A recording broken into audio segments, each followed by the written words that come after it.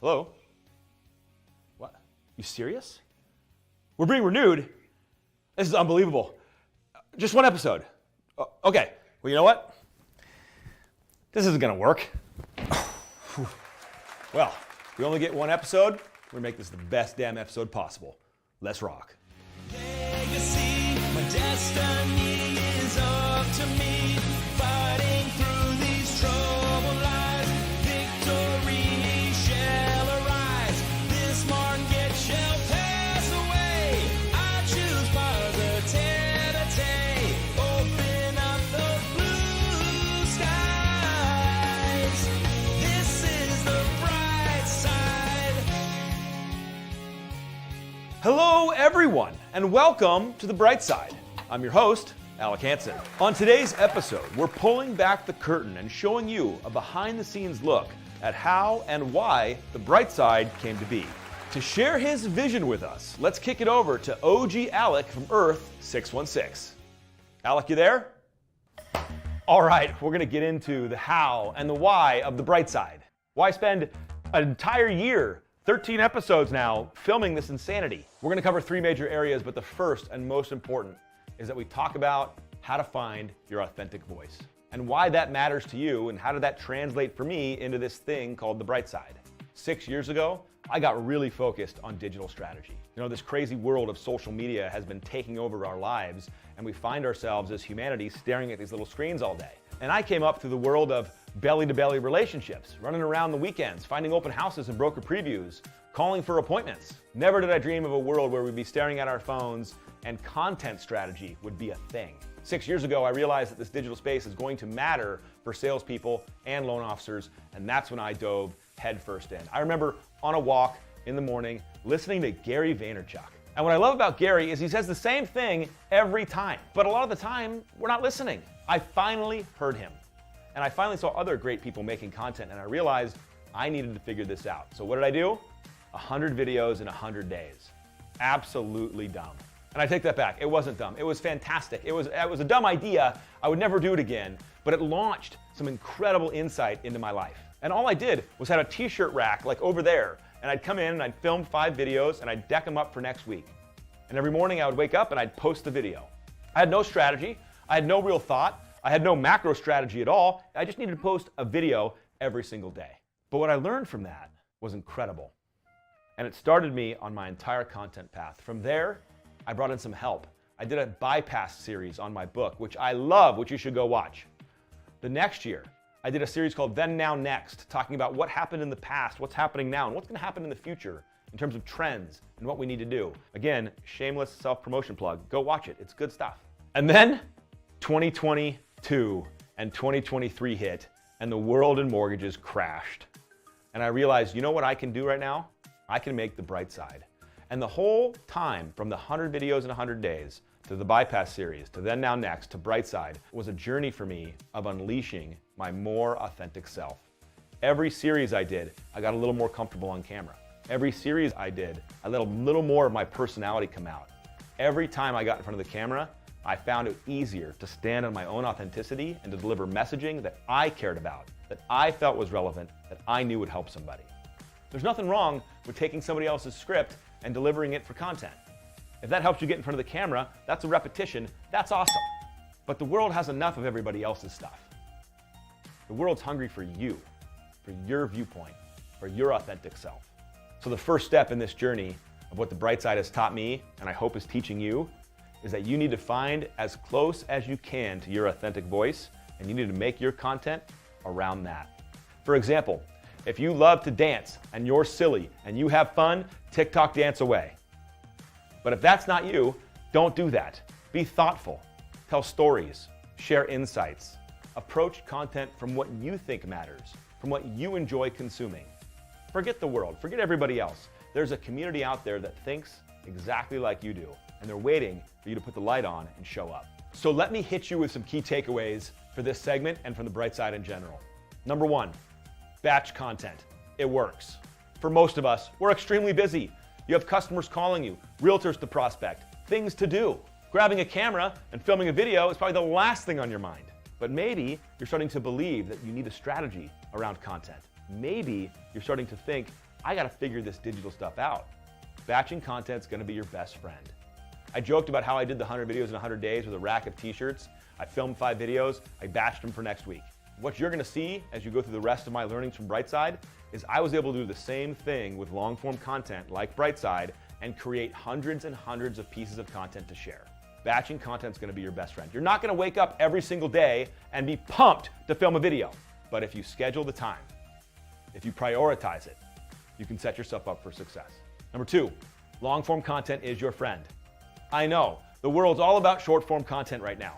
Micro clips, Instagram, YouTube Shorts, Reels, make it fast, hit them hard. And while that's all relevant and awesome and true, there's still a multi-billion-dollar industry putting 3-hour movies in front of you that you're going and watching. Long form content has its place. Do you think you can explain the entire mortgage process in a 1-minute video?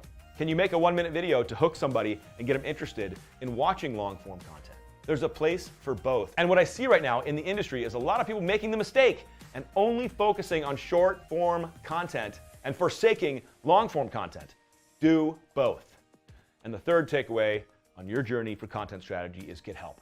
Get help by either following people that inspire you. Get help by hiring an outside agency to come alongside you and give you information and give you skills that you may not have. Get help by asking questions and learning. You're not in this alone. All right, let's transition. Let's talk about the power of macro strategy. I see a ton of great micro content being produced, short form and some long form, but so much of it is lacking a macro strategy. Let me break it down and explain what I mean. If you've decided to dive in and make content to further your brand, to increase sales, to drive opportunity, a lot of times what I'm seeing is people get creative and start making short form content. That's fantastic. But when I say macro strategy, what I mean is, what is the impression somebody's going to get after viewing micro content after micro content? They watch video after video. What's the macro impression you're instilling in their brain? Let me give you an example with the Brightside. The first thing you can do in developing a macro strategy is look at what's happening in the world around you. 2023 was one of the hardest years in mortgage banking in decades. So it was pretty easy for me to look around and see what was happening. Tough market, hard perspectives, lots of tribulations. So what could I do about it? I could introduce a topic called the Bright Side, where we would show new perspectives, share insights and positivity, and just try to bring some light to a dark market. But let's reframe this. What can you do as an LO? What are some of the macro issues affecting the market in 2024? Let's just take a lack of inventory as an example and a jumping point. If one of the macro problems is a lack of inventory, then one of your macro strategies can be a solution, a perspective, some strategies on how to deal with that. Macro strategies keep your micro content, your short form content, on pace. It keeps you focused and grounded so you don't get distracted. And it can be a source of continued inspiration when you ask the question, what do I even talk about? Another core part of your macro strategy is understanding your brand position. That's just fancy language, but let me break it down. Your brand position has to do with what you stand for. And if you followed any classes on branding or been paying attention to any of this, it's really just letting your authentic self shine through. So for example, are you funny or are you thoughtful? Are you optimistic or realistic? What's your brand position? What do you believe in? What's your value set? I see a lot of great people stepping into content creation and thinking they have to be somebody else. Your macro strategy needs to be letting your true self out more and more every time you turn the camera on. So let me hit you with some macro takeaways and key learnings. After producing 12 or 13 episodes of The Bright Side, I got some information for you. Number 1, don't lose focus on your why. Have you seen content creators who are all over the board, who are making content all the time, but there's no direction? Or have you seen people whose content started out helpful and then just turned into all about themselves? They lost focus on their why. They lost focus on their macro strategy.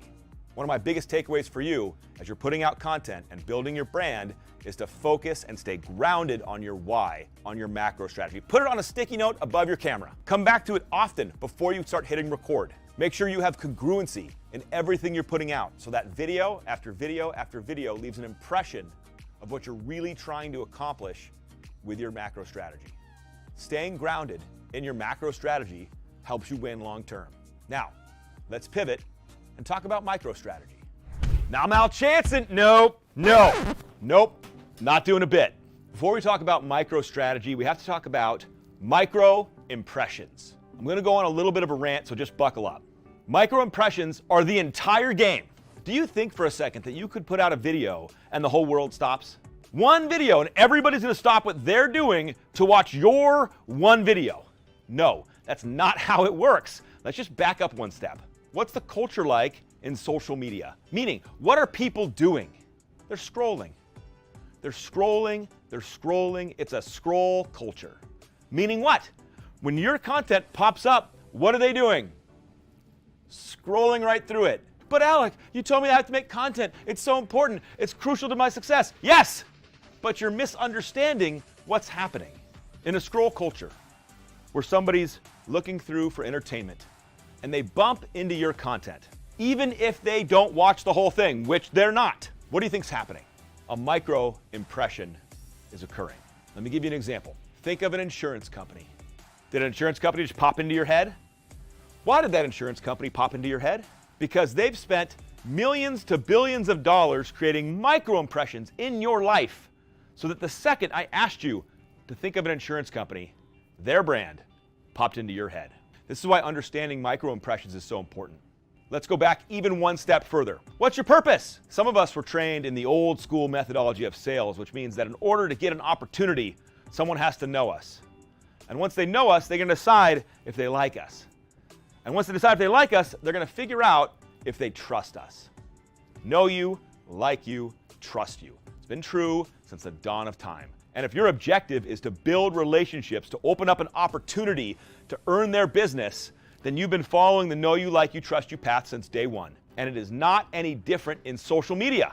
So, every time you make a piece of content and you show up in someone's feed, guess what? They're getting to know you.